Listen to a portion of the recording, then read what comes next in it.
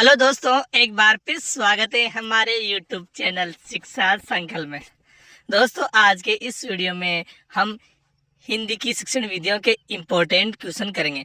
Friends, ये ऐसे question है जो आपके एग्जाम ओरिएंटेड बहुत ही इम्पोर्टेंट क्वेश्चन है। दोस्तों, इस वीडियो में हम कम से कम ये मान लो आपके जितने भी शिक्षण विधि से क्वेश्चन बनते हैं उन सभी को एक साथ एक ही वीडियो में कवर करेंगे। दोस्तों, ये वीडियो लंबा हो सकता है, ठीक है, तो कृपया अंत तक देखें। तो स्टार्ट करते हैं फर्स्ट क्वेश्चन से इस वीडियो को कि सीता वाग्य किस तरह की शिक्षण सहायक सामग्री है। तो बताना है सीता वाग्य किस तरह की शिक्षण सहायक सामग्री है फ्रेंड्स। तो फ्रेंड्स, ये क्या है? सर्वे प्रकार की सहायक सामग्री है, ठीक है दोस्तों। नेक्स्ट क्वेश्चन है, ये बताना है कि निम्न में से कौन सा जोड़ा सुमिलित नहीं है। निम्न में से कौन सा जोड़ा सुमिलित नहीं है? फर्स्ट ऑप्शन है विश्वसनीयता। तो छात्रों द्वारा प्राप्त अंकों में विचलन न हो तब पुनः मूल्यांकन के पश्चात भी अंक समान रहे, उसे बोलते हैं विश्वसनीयता। मतलब जितने भी बार हम मूल्यांकन करेंगे तो उसमें क्या है, प्राप्त अंक है वह हमेशा समान रहेंगे, ठीक है। नेक्स्ट है क्या है कि वस्तुनिष्ठता का मतलब है परीक्षक की रुचि, भावना, दृष्टिकोण का मूल्यांकन पर कोई प्रभाव नहीं पड़ता। विभेदीकरण मूल्यांकन सक्षम और अक्षम छात्रों में भेद करने की सामर्थ्य रखता है। नेक्स्ट है वैधता का मतलब होता है परीक्षक की रुचि, भावना, दृष्टिकोण का मूल्यांकन पर प्रभाव पड़ता है। तो फ्रेंड्स, परीक्षक की रुचि, भावना, दृष्टिकोण का मूल्यांकन पर प्रभाव नहीं पड़ता। तो ऑप्शन नंबर डी इसका असुमिलित हो जाएगा, ठीक है दोस्तों। नेक्स्ट क्वेश्चन है कि सतत मूल्यांकन, कौन सा मूल्यांकन फ्रेंड्स? सतत मूल्यांकन की विशेषता नहीं है। तो इसमें सतत मूल्यांकन की विशेषता कौन सी नहीं है? विद्यार्थियों में रटन की प्रवृत्ति को विकसित करना। ये क्या है? सतत एवं व्यापक मूल्यांकन की विशेषता नहीं है। विद्यार्थियों में रटने की प्रवृत्ति विकसित करना, ये क्या है? सतत एवं व्यापक मूल्यांकन की विशेषता नहीं है। नेक्स्ट है कि मूल्यांकन सक्षम आयाम किसके द्वारा प्रतिपादित किया गया? मूल्यांकन सक्षम आयाम किसके द्वारा प्रतिपादित किया गया? तो फ्रेंड्स, मूल्यांकन शिक्षण आयाम किसके द्वारा प्रतिपादित किया गया? ब्लूम। क्या है? ब्लूम के द्वारा मूल्यांकन शिक्षण आयाम प्रतिपादित किया गया। नेक्स्ट है कि देखो और कहो विधि का प्रयोग क्या सिखाने के लिए किया जाता है? देखो और कहो विधि का प्रयोग क्या सिखाने के लिए किया जाता है? तो फ्रेंड्स, देखो और कहो विधि का प्रयोग सस्वर वाचन के लिए किया जाता है।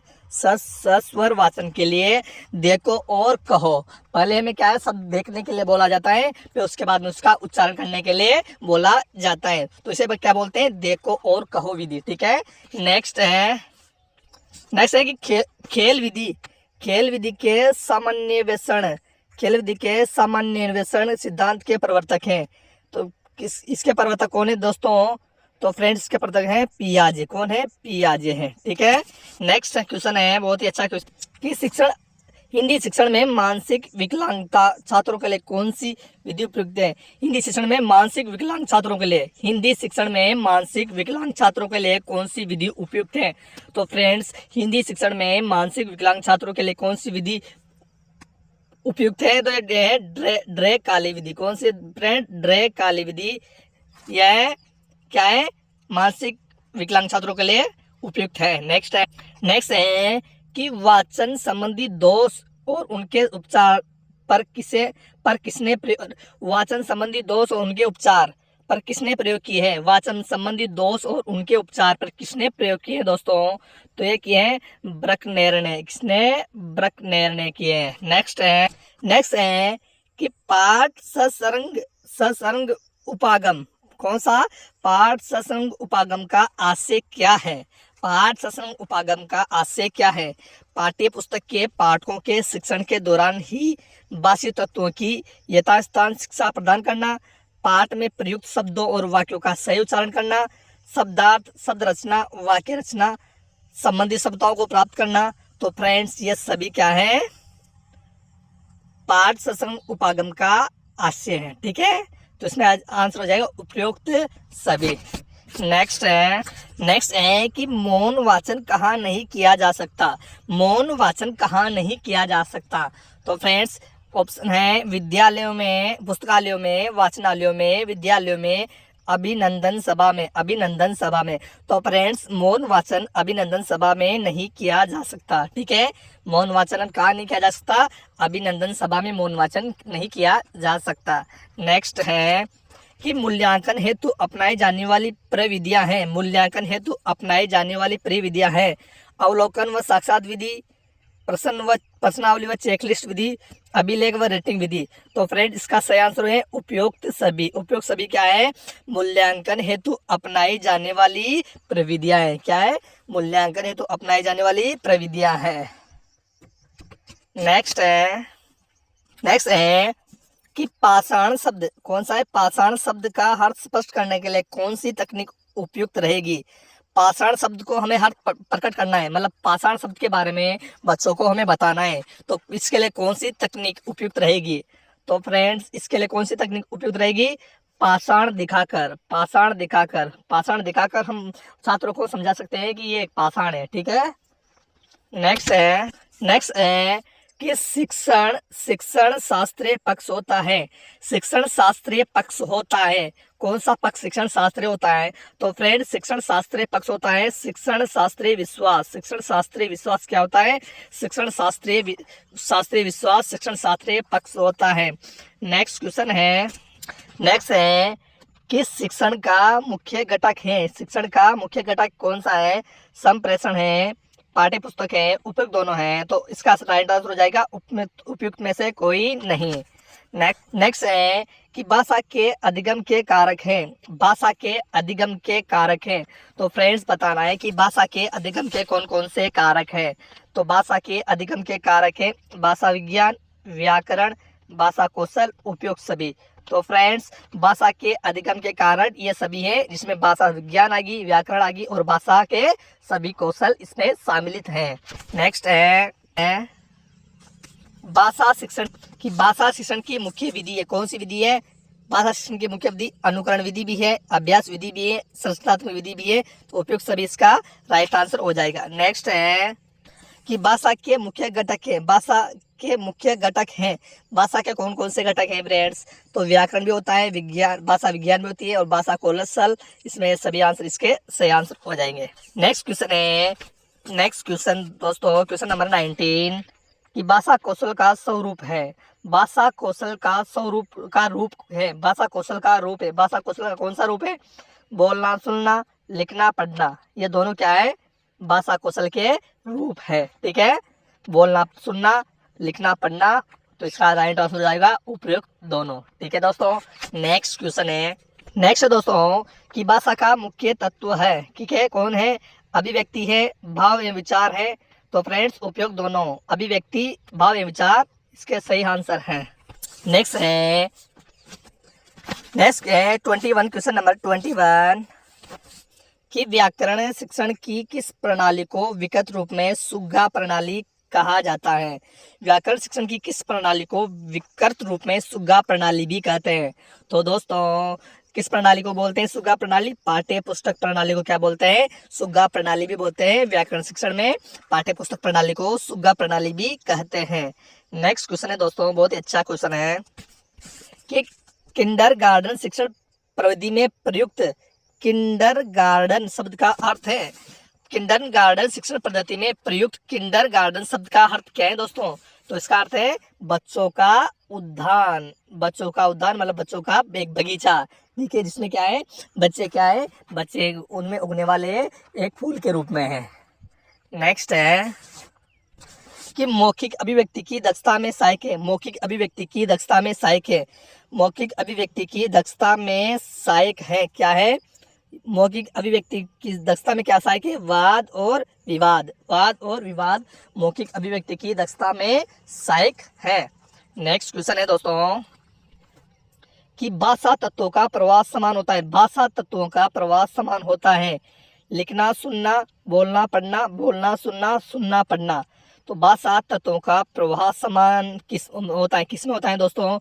बादशाह तत्वों का प्रवाह समान होता है बोल सुनना व पढ़ना, ठीक है, सुनना व पढ़ना, ठीक है। नेक्स्ट क्वेश्चन है क्वेश्चन नंबर 25। नेक्स्ट क्वेश्चन 25 है कि शिक्षा के उद्देश्यों का वर्गीकरण किया गया है। शिक्षा के उद्देश्यों का वर्गीकरण किया गया है फ्रेंड्स, ज्ञानात्मक पक्ष का, भावनात्मक पक्ष का, क्रियात्मक पक्ष का। तो फ्रेंड्स शिक्षा के उद्देश्यों का वर्णन किया गया है ज्ञानात्मक पक्ष, भावनात्मक पक्ष और क्रियात्मक पक्ष। उपयोग सभी इसका राइट आंसर हो जाएगा। नेक्स्ट क्वेश्चन है दोस्तों क्वेश्चन नंबर 46। शिक्षा के उद्देश्यों का वर्गीकरण किया है। शिक्षा के उद्देश्यों का वर्गीकरण किसने किया है दोस्तों? तो शिक्षा के उद्देश्यों का वर्गीकरण किसने किया है? BS Bloom. किसने? बीएस ब्लूम ने शिक्षा के उद्देश्यों का वर्गीकरण किया है।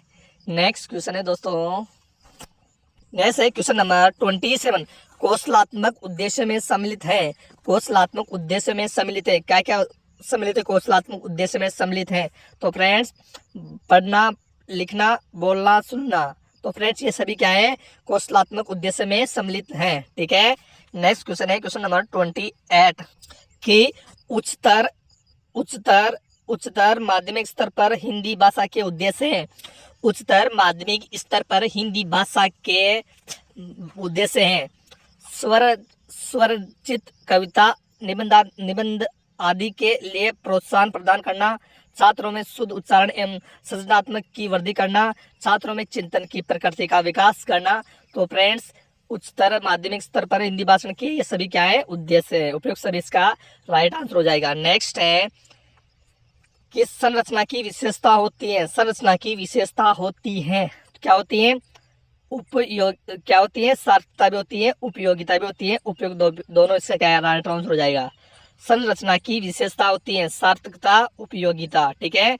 तो ऑप्शन नंबर सी इसका सही आंसर हो जाएगा। नेक्स्ट क्वेश्चन है दोस्तों, नेक्स्ट है कि अभ्यास की अवस्था में महत्व दिया जाता है। अभ्यास की अवस्था में महत्व दिया जाता है, क्या दिया जाता है? मौखिक वाचन में, ठीक है। अभ्यास की अवस्था में महत्व दिया जाता है मौखिक वाचन में, ठीक है। नेक्स्ट क्वेश्चन है दोस्तों कि संरचना का स्वरूप होता है। संरचना का स्वरूप होता है दोस्तों, कैसा होता है? संरचना का स्वरूप होता है वाक्य रूप, कहावत रूप, सूत्र रूप। तो उपयुक्त सभी इसका सही आंसर हो जाएगा। नेक्स्ट है क्वेश्चन नंबर 34 है कि संरचनाओं में महत्व दिया जाता है व्याकरण को, अर्थ को, शब्दों के क्रम को। उपयोग सभी। तो फ्रेंड्स संरचना में महत्व दिया जाता है क्या है? अर्थ को। किसको दिया जाता है? अर्थ को महत्व दिया जाता है। नेक्स्ट है दोस्तों, नेक्स्ट क्वेश्चन है दोस्तों कि सूक्ष्म शिक्षण का विकास किसने किया है? सूक्ष्म शिक्षण का विकास किसने किया है? तो फ्रेंड्स सूक्ष्म शिक्षण का विकास किसने किया है? एलन ने। किसने किया है? एलन ने किया है सूक्ष्म शिक्षण का विकास। नेक्स्ट है कि सूक्ष्म शिक्षण को प्रयुक्त करते हैं। सूक्ष्म शिक्षण को प्रयुक्त करते हैं, किसमें प्रयुक्त करते हैं? प्रशिक्षण प्रविधि को, पृष्ठ पोषण प्रविधि को। तो इसका राइट आंसर हो जाएगा उपयुक्त दोनों।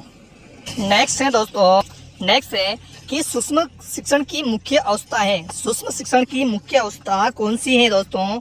सूक्ष्म शिक्षण की मुख्य अवस्था है ज्ञान प्राप्ति, कौशल का अधिग्रहण, अंतरण। तो फ्रेंड्स उपयुक्त सभी क्या है? सूक्ष्म शिक्षण की मुख्य अवस्था है। उपयुक्त सभी सूक्ष्म शिक्षण की मुख्य अवस्था है। नेक्स्ट क्वेश्चन है, नेक्स्ट है दोस्तों कि सूक्ष्म शिक्षण का उपयोग करते हैं। सूक्ष्म शिक्षण का उपयोग करते हैं पाठ्य पुस्तक, पाठ्य वस्तु स्वामित्व में, शिक्षण कौशल में, कक्षा समस्या समाधान में, शिक्षक व्यवहार में। तो फ्रेंड्स किसमें करते हैं? इसमें सूक्ष्म शिक्षण का उपयोग करते हैं, किसमें करते हैं? शिक्षण कौशल में, ठीक है। शिक्षण कौशल में सूक्ष्म शिक्षण का उपयोग करते हैं। नेक्स्ट क्वेश्चन है दोस्तों क्वेश्चन नंबर 41 कि पृष्ठ पोषण का मुख्य कार्य होता है। पृष्ठ पोषण का मुख्य कार्य क्या होता है? तो फ्रेंड्स स्वोपक्रम गति उत्पादन करना, नियंत्रण करना, ये सभी क्या है?